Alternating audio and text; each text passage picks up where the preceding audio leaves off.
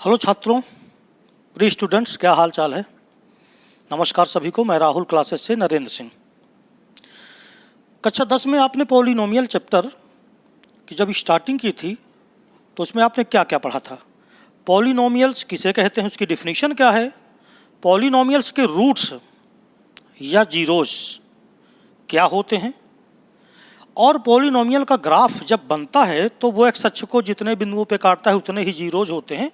इनके विषय में आपको पूरी जानकारी, पूरा बेसिक कॉन्सेप्ट आपको बताया जा चुका है। मेरी इसके पहले की 2 वीडियो उपलब्ध हैं, आप चाहें तो उनको देख करके पढ़ लें। अब इसके बाद बात आती है कि अगर हमने उनकी थ्योरी समझ ली है और हमें मालूम है सारी विषय में कि क्या होता है जीरोज, कैसे निकालते हैं जीरोज, तो उस पर आधारित आज मैं आर डी शर्मा के कुछ क्वेश्चन लेके चल रहा हूं। अच्छा, ये आर डी शर्मा के जो मैं क्वेश्चन लेके चल रहा हूं, ये एनसीईआरटी की प्रश्नावली 1.2 को सॉल्व करने में बहुत ही सहायक है। या ये कहिए कि अगर आप इनको सॉल्व कर लेते हो तो वो प्रश्नावली तो आपको अपने आप आ जाएगी। तो चलिए क्वेश्चन देखिए है क्या। यहाँ 3 पॉलिनोमियल है, तीनों क्वाड्रेटिक लिखे हुए हैं। हमको ज्ञात क्या करना है, find the zeros and relationship between zeros and coefficient of polynomial. यानी ये जो पॉलिनोमियल दे दिए गए हैं, हमको इनके जीरोज ज्ञात करना है, शून्य ज्ञात करना है, और साथ में हमें वेरीफाई करना है इन रिलेशनशिप, यानी संबंध प्राप्त करना है, वेरीफाई करना है उसको जीरोज यानी शून्यक और किसके बीच में, बहुपद के गुणांकों के बीच में। तो यही क्वेश्चन एनसीईआरटी का भी है 1.2 का पहला, बट क्वेश्चन हमने थोड़ा डिफरेंट किए। तो चलिए पहला क्वेश्चन देखिए। पहला है F X this is equal to X square plus 7x plus का 12 है। देखो कोई भी क्वेश्चन करो, पॉलिनोमियल का कर रहे हो, क्वाड्रेटिक का कर रहे हो, या तो आप क्यूबिक का कर रहे हो, सबसे पहला काम एक करो कि उसका जो स्टैंडर्ड फॉर्म होता है वो उसी के नीचे लिख दो। जैसे एफ एक्स का जो स्टैंडर्ड फॉर्म होता है वो होता है A X square plus B X और प्लस सी। फिर इसकी तुलना कर लो तो यहाँ से जो गुणांक जिनको कोफिशिएंट कहते हो वो वैल्यू आ जाएगी ए इज इक्वल टू 1। देखिए एक्स एक्स को छोड़ो तो बी इज इक्वल टू 7 और यहाँ से c का मान कितना आ गया 12। तो ये आपके तो कोफिशिएंट मिल गए। आइए हम इसके जीरोज ज्ञात करते हैं, यानी शून्यक ज्ञात करते हैं। तो शून्यक ज्ञात करने के लिए आपको अच्छी तरह मालूम है कि शून्यक वह मान होता है x का जिसको अगर बहुपद में रख दिया जाए तो बहुपद की वैल्यू 0 आ जाए। तो अगर हम बहुपद की वैल्यू को 0 ले लें, यानी let F X is equal to 0, तो जो x का मान आएगा वही शून्यक कहलाएगा। एफ एक्स क्या दिया है, X square plus 7x plus 12 this is equal to 0। अब देखो हम एफ एक्स को 0 लेके चल रहे हैं और सॉल्व करके हम इसमें x की वैल्यू निकालने जा रहे हैं। तो 12 के गुणनखंड करें तो 4 3 12, यानी एक कोष्टक में x प्लस 4 आया और एक में x प्लस 3 आया, दिस इज इक्वल टू 0। तो यदि x की वैल्यू यहाँ से निकलेगी तो -4, क्योंकि x प्लस 4 को 0 करोगे तो x इज इक्वल टू -4 और x इज इक्वल टू -3। तो जो हमारे पास x की वैल्यू आई वो एक तो आ गया -4 और एक हो गया -3। यही कहलाते हैं मूल या यही कहलाते हैं जीरोज। यानी कि हमें पता चल गया कि जो x के शून्यक आए वो आए जो बहुपद के शून्यक आए वो -4 और -3 आया। एक का नाम लिखते हैं अल्फा, पहला 0, और दूसरा लिखा बीटा, वो हो गया -3। तो चलिए मैं अब आपको फिर से एक बार समझा दूं। किसी बहुपद का शून्यक चाहिए तो उस बहुपद को आप सबसे पहले 0 के बराबर करो, सॉल्व करो, जो x की वैल्यू आ रही है वही उसके जीरोज कहलाते हैं। एक का नाम अल्फा रखा और एक का नाम बीटा रखा। अब हम क्या करेंगे कि ये जो relationship between zeros and coefficient होता है ये वेरीफाई करेंगे, यानी चेक करेंगे। तो चूंकि हम जानते हैं कि अल्फा प्लस बीटा ये होना चाहिए -b/a। इसके पहले वाली वीडियो आप देख सकते हैं पीछे, तो वहाँ पर आपको मिल जाएगा, मैंने पूरा समझाया है। तो अल्फा प्लस बीटा बराबर -b/a। अल्फा है -4, बीटा है -3, -b है कितना, यहाँ देख लो 7 है और a की वैल्यू है 1, अर्थात -7 बराबर -7 वेरीफाई हो गया। चूँकि अल्फ़ा प्लस बीटा यानी sum of zeros this is equal to minus B by A होता है, उसको चेक किया तो ये पूरी तरह वेरीफाई हो गया। दूसरा नंबर था कि जो मूलों का गुणनफल यानी शून्यकों का गुणनफल यानी product of zeros alpha into beta वो होना चाहिए सी बाई ए। तो अल्फ़ा -4, बीटा -3, सी की जो वैल्यू है वो देखो कितनी है, 12 है, 12, ए है 1, माइनस माइनस का मल्टीप्लाई करोगे प्लस ही आएगा, यानी 12 इक्वल टू 12 इक्वल टू 12, यानी ये भी वेरीफाई हो गया। तो देखिए हमने जीरोज निकाल लिया, इसके बाद जीरोज को उसके कोफिशिएंट के साथ वेरीफाई कराया जो कि पूरी तरह सही है। इस प्रकार ये क्वेश्चन पहला हुआ। एनसीईआरटी की प्रश्नावली उठाएंगे तो सारे सवाल आपको यही मिल जाएंगे पहले नंबर पे। दूसरा नंबर जो इसी में है, मैंने 3 लिखे हैं यहाँ, तो जो दूसरा नंबर है आइए उसको अब तुरंत जल्दी से करते हैं क्योंकि आप इसको समझ गए होंगे। तो देखिए दूसरा नंबर क्या है। दूसरा नंबर है FU this is equal to 4u square plus का 8u, आगे कुछ नहीं लिखा, 0 लिख दिया हमने। इसकी तुलना करें मानक समीकरण से, मानक स्टैंडर्ड पॉलिनोमियल से, तो वो होता है AU स्क्वायर प्लस का BU प्लस का C। तुलना करो u स्क्वायर दोनों में है तो a इज इक्वल टू 4 आ गया, हाँ, b इज इक्वल टू 8 आ गया और c इज इक्वल टू क्या आ गया, 0। शून्य ज्ञात करने के लिए या 0 ज्ञात करने के लिए हमें पॉलिनोमियल को 0 के बराबर करना होगा, इसलिए हम लेके चलेंगे FU इज इक्वल टू 0। तो let FU is equal to 0, तो 4u स्क्वायर प्लस का 8u इज इक्वल टू 0, यहाँ से कॉमन ले लो तो कॉमन आया 4u, तो आया u plus 2 this is equal to 0। अब अगर तुम 4u को 0 करोगे तो u बराबर 0 आएगा, और अगर u प्लस 2 को 0 करोगे तो u इज इक्वल टू -2। क्या बात समझ में आ गई है आपके? यहाँ से आपको अल्फ़ा मिल गया पहला शून्यक और बीटा मिल गया दूसरा शून्यक। इन दोनों के हमने नाम रखे अल्फ़ा और बीटा। आइए चेक करते हैं। अल्फ़ा प्लस बीटा ये होना चाहिए -b/a। अल्फ़ा प्लस बीटा 0 -2 ये होना चाहिए -b/a। तो b है 8, ये है 4। चलो चेक करो क्या दोनों सेम आए, ये वेरीफाई हो गया। बात समझ में आ गई?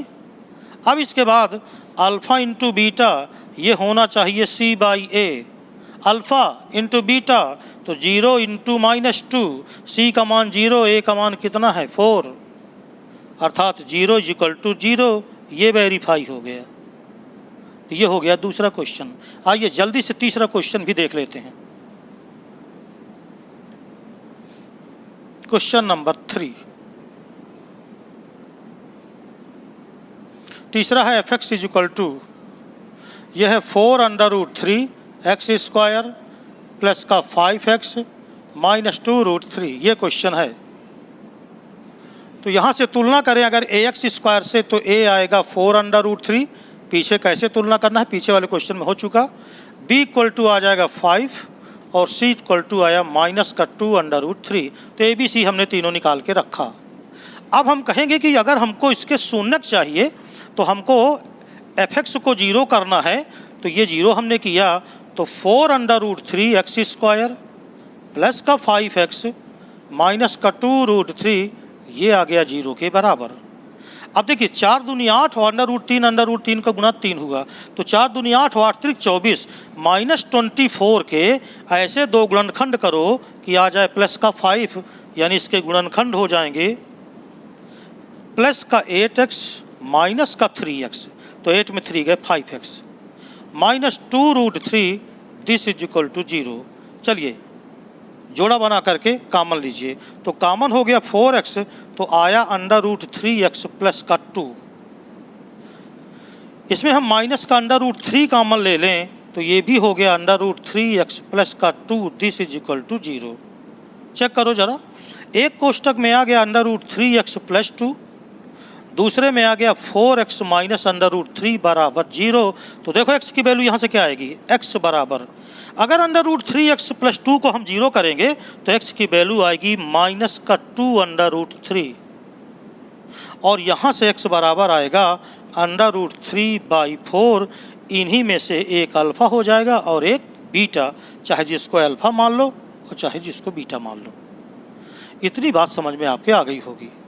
अब इसका हमें सत्यापन करना है, तो चूंकि हम जानते हैं कि अल्फ़ा प्लस बीटा होना चाहिए माइनस का बी बाई ए। आओ अल्फ़ा देखो, ये है माइनस का 2 by under root 3 plus under root 3 by 4, ये दूसरा हो गया, माइनस का बी देखो 5 है और ये है 4 अंडर रूट 3। तो देखते हैं क्या दोनों बराबर आते हैं, फिर पता चल जाएगा। एलसीएम लो, 4 अंडर रूट 3 आया, अंडर रूट 3 से अंडर रूट 3 कैंसिल, 4 का 2 में मल्टीप्लाई करो -8, 4 से 4 कैंसिल, अंडर रूट 3 का अंडर रूट 3 में गुणा हुआ तो 3 आ गया, बराबर -5/4 अंडर रूट 3। अब देखो माइनस का 8 है प्लस का 3 है, तो -5/4 अंडर रूट 3, इधर भी आया -5/4 अंडर रूट 3, वेरीफाई हो गया। हाँ, अब मूलों का गुणनफल यानी शून्यकों का मल्टीप्लिकेशन अल्फ़ा इंटू बीटा, ये होना चाहिए c बाई ए। तो अल्फ़ा माइनस का 2 बाई रूट 3, ये हो गया, बीटा अंडर रूट 3 बाई 4, ये हो गया, इक्वल टू, अब हम लेंगे c बाई ए, तो c है माइनस का 2 अंडर रूट 3 अपान a है 4 अंडर रूट 3, अंडर रूट 3 से under root under root 3 cancel, under root 3 से अंडर रूट 3 कैंसिल, माइनस का 2 बाई 4 यानी माइनस का 1/2, और यहाँ से भी आया माइनस का 1/2, वेरीफाई हो गया। तो ये पहले टाइप का क्वेश्चन था, जिसमें मेन रूप से आपको ये देखना है कि हम जीरोज कैसे निकालते हैं। तो कक्षा 9 का बिल्कुल फैक्टर अगर आपको आता है तो जीरोज निकालने में अब आपको कोई दिक्कत नहीं होनी। अब हम जो एनसीईआरटी का दूसरा क्वेश्चन है ना, उसमें जीरोज अगर दे दे तो हमें पॉलिनोमियल कैसे मिलेगा, यानी जीरोज के प्रोडक्ट दे दे या जीरोज का सम दे दे तो हमें ये पॉलिनोमियल कैसे मिलेगा। आइए इस तरह का क्वेश्चन कैसे हल करते हैं उसे देखते हैं। देखिए, जो क्वेश्चन अगला है एनसीईआरटी का, उसमें कह रहा है कि find a quadratic polynomial when the sum and product of its zeros are given respectively. अब देखिए, ये जो पहला दिया है ये जीरोज का सम दिया है, शून्यकों का योगफल, और जो -1 दिया है वो दिया है उनका प्रोडक्ट यानी गुणनफल। तो हमें बहुपद ज्ञात करना है, पॉलिनोमियल ज्ञात करना है। अब देखिए, इसके पहले कि मैं क्वेश्चन करूं, मैंने कहा था कि यदि जीरोज जो है, अगर कोई भी पॉलिनोमियल है उसके जीरोज अगर वो अल्फ़ा एंड बीटा ये दोनों हैं, तो जो f(x) होता है वो बराबर होता है k into x minus alpha और x माइनस बीटा। ये मैंने आपको पहले वाली वीडियो में बताया था कि f(x) बराबर ये होता है जहाँ k कांस्टेंट होता है। तो इसलिए f(x) बराबर k इंटू, और जब इसको सॉल्व किया था तो आया था क्या, x minus alpha plus beta into x plus alpha into beta, ये आया हुआ था।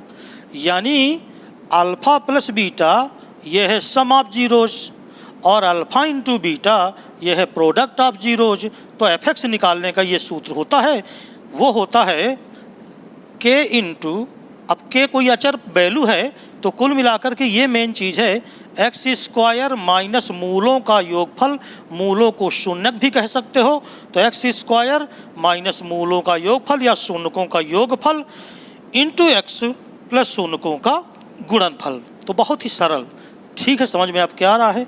तो देखो इधर, अब यहाँ पर अगर मैं पहला क्वेश्चन ले लूँ, पहला, तो अगर मैं एक जीरो को अल्फ़ा बोलूँ तो ये आ गया अल्फ़ा।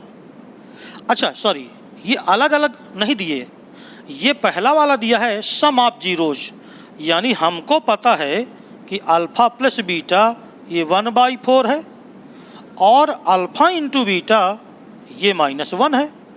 ये दो चीज़ें हमको दे दी गई पहले क्वेश्चन में, इसलिए हमको f(x) अगर चाहिए तो ये बराबर होगा k into X square minus ये देखिए अल्फ़ा प्लस बीटा, ये हो गया 1/4 into x plus alpha into beta -1 है, तो यहाँ पर -1 ये आया, अर्थात ये आ गया k into X square minus का 1/4x और माइनस का 1।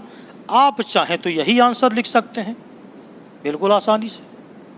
बात समझ में आ गई? या आप एक काम करें, इसको ऐसे भी देखिए, कुछ लोग लिख देते हैं तो आपको ऐसा ना लगे कि आपका गलत है। k इंटू, ये देखिए अगर एलसीएम ले लेंगे तो यहाँ 4 आ जाएगा, ये 4, तो ये आ जाएगा 4x स्क्वायर माइनस एक्स और -4 आ जाएगा। अब k चूंकि कांस्टेंट वैल्यू है, तो अगर मैं k को ले लूँ 4, क्यों 4 लिया? जिससे ये उससे कैंसिल हो जाए, तो fx this is equal to आएगा 4x square minus x minus 4, ये आंसर आ जाएगा। आप यहाँ से भी इसे समाप्त कर सकते हो। बात समझ में आ गई? जो दूसरा क्वेश्चन है देखो, इसमें अल्फ़ा प्लस बीटा ये √2 दिया है, अल्फ़ा इंटू बीटा ये 1/3 दिया है, यानी शून्यकों का sum of zeros √2, product of zeros 1/3, यानी alpha plus beta √2, alpha into beta 1/3, और हमें चाहिए fx, तो fx बराबर X k into X square minus sum of zeros, ये देखिए, तो ये हो गया √2 इंटू एक्स और प्लस प्रोडक्ट ऑफ ये, तो ये भी आंसर आप लिख सकते हो। आप चाहो तो ये आंसर न लिख करके और इसको लिख दो k 3x square minus √2x और प्लस का कितना 1/3, और इस k से 3 को कैंसिल कर दो, ये मानते हुए कि k 3 था। तो फिलहाल दोनों आंसर सही, तो इसको आप ऐसे भी लिख सकते हो 3x square minus √2x plus 1, ये हो गया। जो तीसरा क्वेश्चन है उसमें अल्फ़ा प्लस बीटा 0 दिया है और अल्फ़ा इंटू बीटा √5 दिया है। मुझे उम्मीद है कि ये क्वेश्चन अब आप इसी तरह कर लोगे। तो एनसीईआरटी की जो 1.2 प्रश्नावली है ना, उसमें केवल इतने ही सवाल है, लेकिन बहुत इंपॉर्टेंट एक प्रश्नावली आपको मिलेगी जिसमें alpha plus beta, alpha into beta की सहायता से हमें वैल्यू ज्ञात करना होगा alpha square plus beta square या alpha cube plus beta cube की, है ना। तो ये आगे वाली प्रश्नावली में आएगा। उम्मीद करता हूँ कि ये वीडियो देखने के बाद आप एनसीईआरटी उठाइए, खटाक से हल कर डालिए, कोई दिक्कत नहीं, बिल्कुल आसान। और मैं इसीलिए आर डी शर्मा क्वेश्चन लेके कुछ चल रहा हूँ जिससे आपको अच्छे से अच्छे सवाल आ जाएं। आपको ये वीडियो कैसा लगा कमेंट करके बताइएगा। नमस्कार, फिर मिलते हैं।